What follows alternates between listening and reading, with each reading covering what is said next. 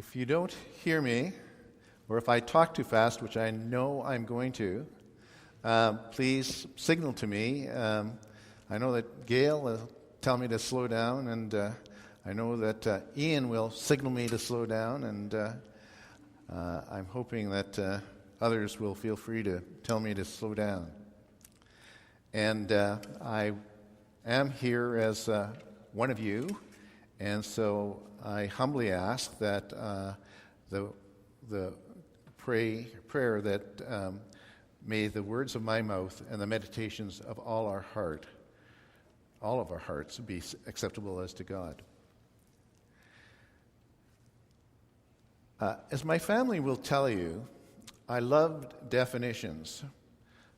That's good when we're going to talk about redefinitions, because you kind of need definitions before you can have redefinitions. I love definitions. And before Wikipedia, something you can use with the ever-present cell phone, there was the Oxford English Dictionary, and groans greeted many a family dinner when I hauled out the shorter Oxford, all 10 pounds of it. I hope there won't be too many groans this morning. We'll see. Today's text combines an exploration of the emerging ministry of Jesus with the next step in the launch of the movement through the renaming of the 12 disciples as apostles, those sent, and the renaming of Simon as the rock, Peter. We selected the word redefined for this lesson in our Epiphany worship series. Later in the sermon, I will tell you how one author redefines success for congregations like ours. We live in an era of rapid change, and all religious organizations and all organizations have to confront change. And for religious organizations, the question is, how do you confront how to be faithful to our traditions and practices in an era of rapid change?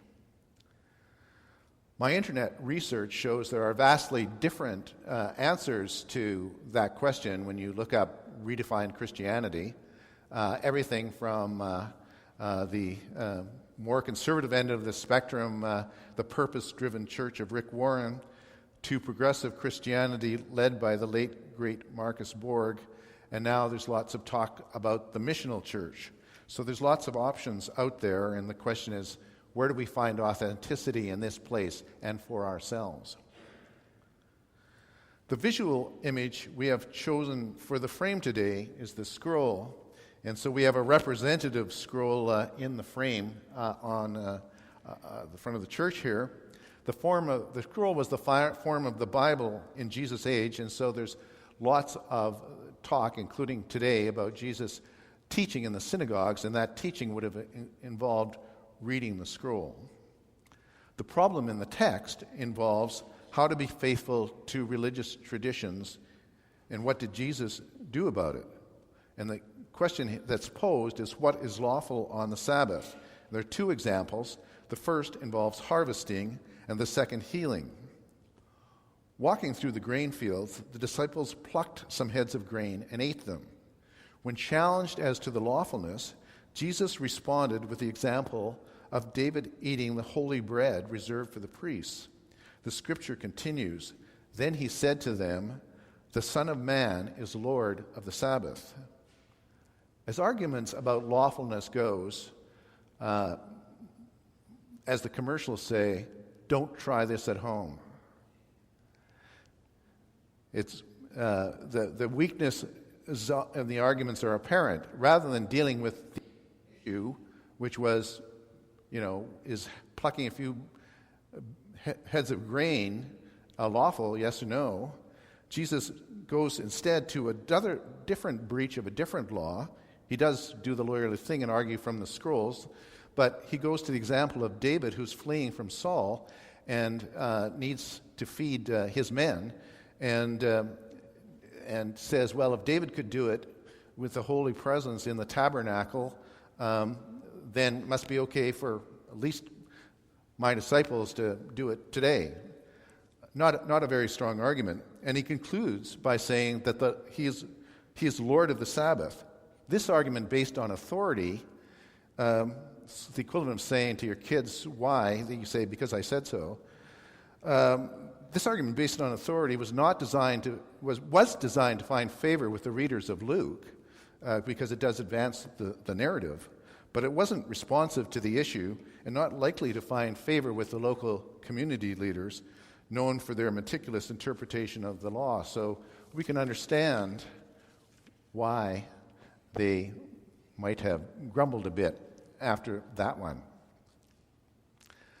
The three synoptic Gospels all tell versions of this story.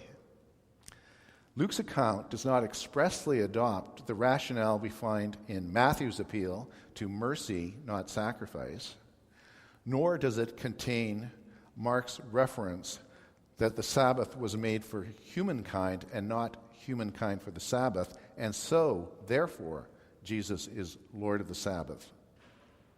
But all three versions reveal Jesus as advocating for love as a core value. The second example of redefining faithful biblical practice involves healing. And that's, we have on the screen here an El Greco masterpiece telling a different healing story, and there are lots of healing stories, and there's lots of healing stories on the Sabbath. So this is the first one.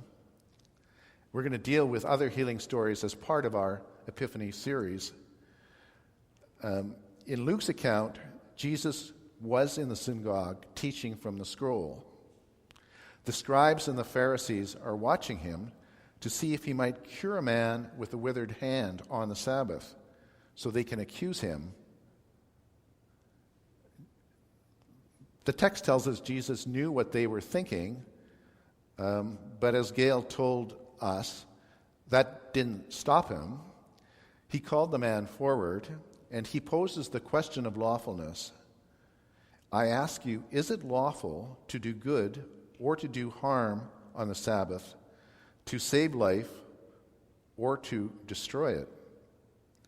And that was, nobody replied. We had a reply this morning. There's an obvious answer. It's a bit of a rhetorical question, but no one answered. So Jesus looked around at all of them, and then he said to the man, stretch out your hand. And the man stretches out his hand, and his hand is restored. As a lawyer, one might try to argue, well, there was no active work done. But this story is concise. There is an unanswerable question. The issue is redefined, and life-giving healing follows. So love is revealed as the essence of these scriptures on the Sabbath. Although posed in terms of a debate about lawfulness, the issue is redefined, and the clear message is one of compassion. The lectionary, as we've also heard from our gathering, concludes with two namings, two redefinings in a different context. The naming of the 12 as apostles, and the naming of Simon as Peter. We will follow their roles as designated leaders in the weeks to come as we go from the stories revealing Jesus, and then we will go through the journey in Lent through to Holy Week.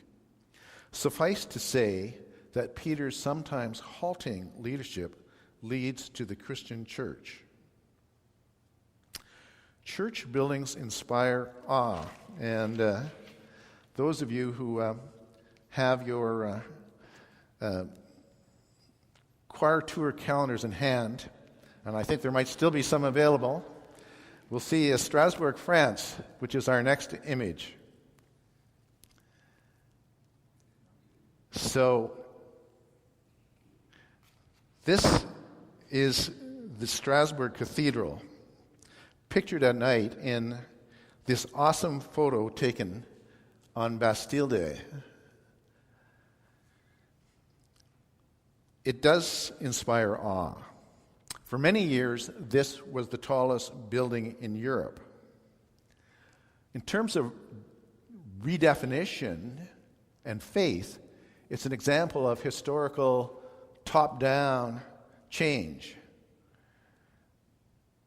Its denomination was redefined many times from Catholic to Protestant, back to Catholic again when one of the Louis came in and said, "No Protestant churches in this building on my watch."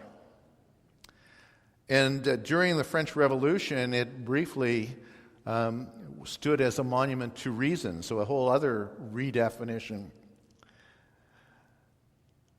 Legend has it that the townspeople saved the steeple of this magnificent cathedral during the French Revolution by putting a hat on it to save it from the secular terrorists of the day.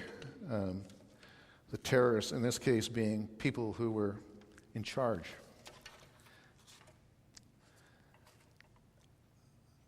Our offertory anthem, which we're going to come to during the offertory, "Behold the Tabernacle of God," picks up on the awe of buildings and also the awe of reverence. But when it asks, "Which temple are we?"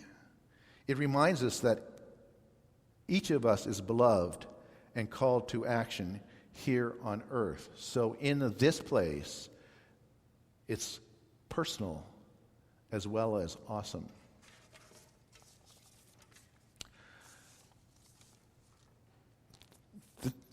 The trouble facing Jesus in our text is to deal with the issue of lawfulness, and it's important that we appreciate that this was a fundamental issue. So it wasn't dealing with one of the little dietary laws. It wasn't, can we have a little bacon today? We're talking about one of the 10 Commandments, keeping the Sabbath holy. Jesus answers the question not by technical interpretation, but by revealing himself as one with authority over the Sabbath and one for whom the issue is compassionate deeds, not legalistic interpretation. Jesus was a Jew, and the Jewish law was important to him. The Jewish scriptures are our scriptures, so the scroll, the Bible, is important to us too. The United Church website has 4 official interpretations of our faith, but they are all subordinate to the scriptures. Where do we see love revealed in this place? As one commentator says, the underlying issue in the text today and for us today is bigger than lawfulness.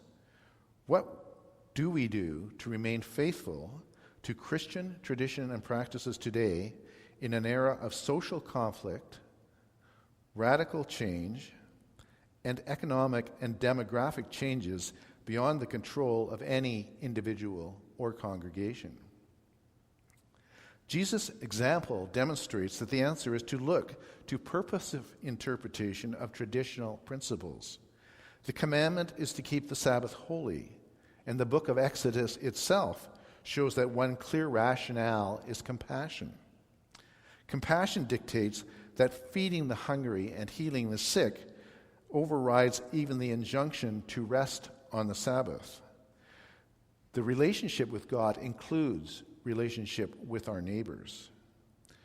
Likewise, we look to leadership that will help us face the challenge, selecting disciples to catch people and calling them, and renaming them and sending them as apostles, naming Peter as the rock on which, as we sang last week, we will build our church. Where do we see compassion and leadership in our congregation today? Those of you here on January 8th will recall the video of us, the beloved. We see compassion in the way we love one another and the way we are prepared to get into the trenches and deal with the less fortunate. We see leadership by those called to serve and serve others, and calls can take all kinds of different things. As Heather reminded us last week, listen to what is calling you. Listen on YouTube to the beautiful words and witness in last week's service by Heather Clark and Susan Dent. We are blessed by gifted leadership. We're blessed by gifted preaching by our own Pamela Jeffrey. And we are blessed by the music leadership of Roy and Ramona and the dedication of our choir members. We are blessed by the leadership and responsibilities taken by many of us. I was grateful to work with a dedicated small team on the Engaging Transformation project. It was a wonderful experience for me, and I want to thank my fellow committee members for that. I also want to thank all of us who participated faithfully in the dialogue groups and in the congregational listening. And the work and the leadership continues. Last week after church, our new transition team members were hard at work in one room, while our outreach refugee team leaders were in another room, and our hard-working chair, Nancy Cho, moved from one to the other. So I want to turn to one more screen from our choir tour, and this one's from the month of November. So it's the last image in our choir calendar, except for our visit to the Silent Night chapel. And so here we see intentional change in action. It's the Augustiner Church in Würzburg, Germany. The building exemplified radical change. It looks like no other Catholic church you will visit in Europe or see anywhere, as far as I know. The concept of equality was heard in the sermon as explained to us by some of our German speakers afterwards. So you had the word and the renovation in this building. The concept of equality was the basis of that renovation. The priest sat in one of the chairs. He just didn't have any special place to sit, and it was of interest to us that there were no pews in this very old building. They were taken out and replaced by chairs. The priest didn't have his own chair. The altar is not raised, and everyone is called to be of equal significance. And we, the beloved, the visiting church choir, were greeted with radical hospitality. It was a magical service. It was a magical experience. The place and the personal came together. So, in this era of change, how should a congregation like ours redefine success? One author says it is simple. Serve the people currently in our church with passion, joy, and wisdom. Lead them into worship, hope, and health. Equip them to have an outward-focused faith. Help them to faithfully raise their families to live with integrity and to share Jesus' love with their community. Just as Jesus led the way through his new leadership team, now renamed apostles, and led by the apostle renamed Peter, and just as he redefined a compassionate approach to the Sabbath, his love revealed through us, his beloved, can together with our passion, joy, and wisdom find health and compassion for ourselves, our families, and our community. May it be so.